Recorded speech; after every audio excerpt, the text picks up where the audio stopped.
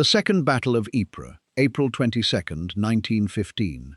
Canadian soldiers holding the line against one of the first major poison gas attacks in the history of warfare reach for their rifles as German infantry advance behind a drifting, yellow-green cloud of chlorine that has already broken the French colonial troops on their flank.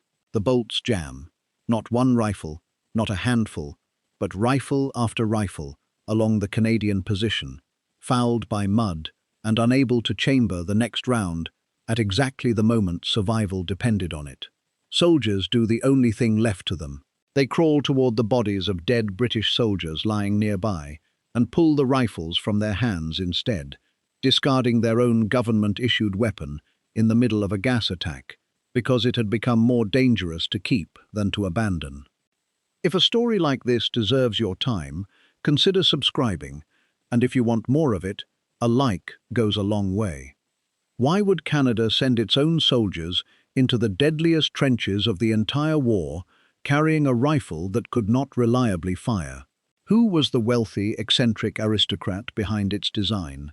And why did warning signs about the weapon appear years before a single Canadian soldier ever reached France? And how did a rifle good enough to win international shooting championships turn into one that soldiers were, quite literally, safer without? The man behind it was Sir Charles Henry Augustus Frederick Lockhart Ross, 9th Baronet of Balnagown, a Scottish aristocrat who inherited his title and an estate of some 350,000 acres at the age of 11, making him at one point among the largest private landowners in the entire United Kingdom, with roughly 3,000 tenants living on land that had belonged to his family for generations.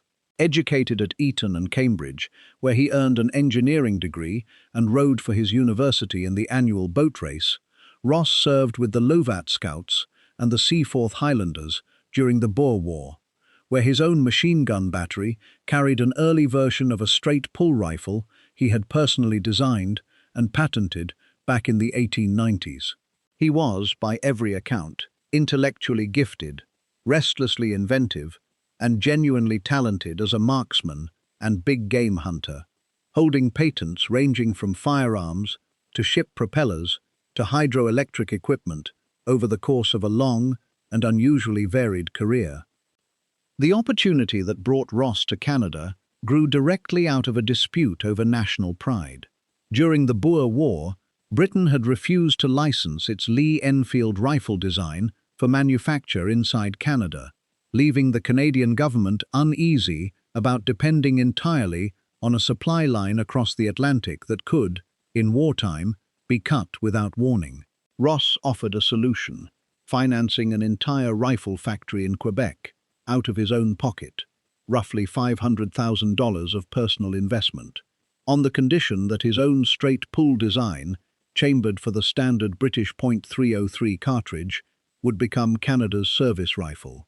Canadian Minister of Militia, Sir Frederick Borden, was sufficiently impressed by both the design and the promise of domestic manufacturing capacity that he pushed the arrangement forward, appointing a 5-man departmental committee, one of whose members was a young officer named Sam Hughes, to formally review the rifle's merits. The Canadian government, eager for domestic production capacity that did not depend on London's goodwill, accepted the arrangement, and Ross received his first contract in 1903 for 12,000 rifles. Warning signs appeared almost immediately, though they were largely ignored. The Northwest Mounted Police adopted an early Ross rifle in 1902, only to withdraw it just 5 years later because of persistent defects. Attempts to sell the design to Australia, New Zealand, and Britain itself all quietly fell through. None of it slowed the Canadian program down. By 1910, an improved Mark III version had become the standard infantry rifle of the Canadian Expeditionary Force, and it was this version that accompanied the first Canadian troops to France in February of 1915.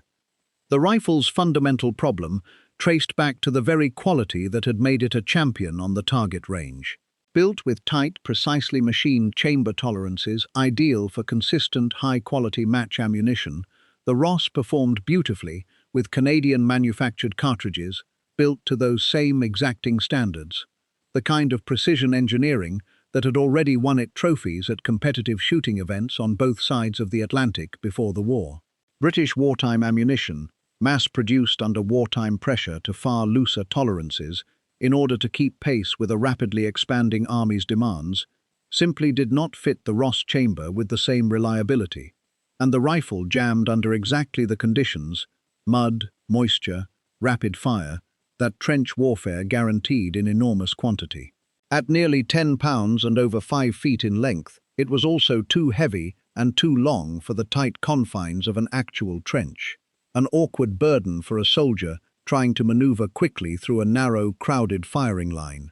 The safety catch was positioned in a way that regularly cut the thumb of the soldier operating it. The bayonet had an unfortunate tendency to detach entirely when the rifle was fired, leaving a soldier suddenly without the one attachment meant to help him in close combat. Worst of all, the bolt could be reassembled in 2 different configurations after routine cleaning, and if reassembled incorrectly, firing the rifle sent the entire bolt slamming backward out of the action and directly into the face of the man holding it. A design flaw with no real equivalent in almost any other service rifle fielded by any army of the era.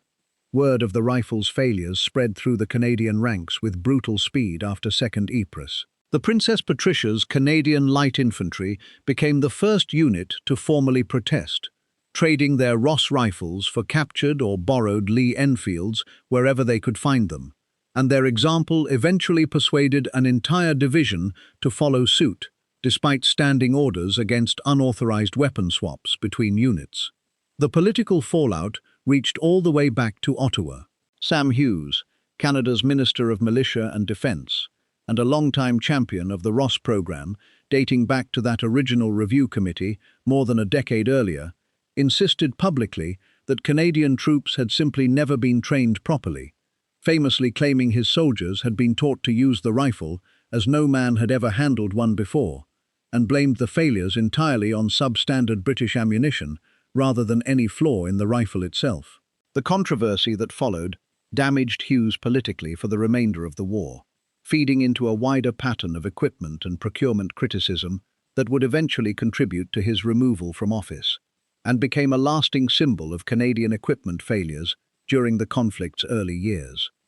By July of 1916, British Commander Sir Douglas Haig ordered the Ross withdrawn from frontline infantry service entirely, replaced across every Canadian battalion by the more forgiving Lee-Enfield. The story did not end quite that simply, however. Freed from the specific demands of rapid, sustained infantry fire in filthy trench conditions, the Ross rifle's inherent accuracy, the same precision that had made it a champion target rifle before the war, made it genuinely excellent in a role requiring exactly that quality and very little else.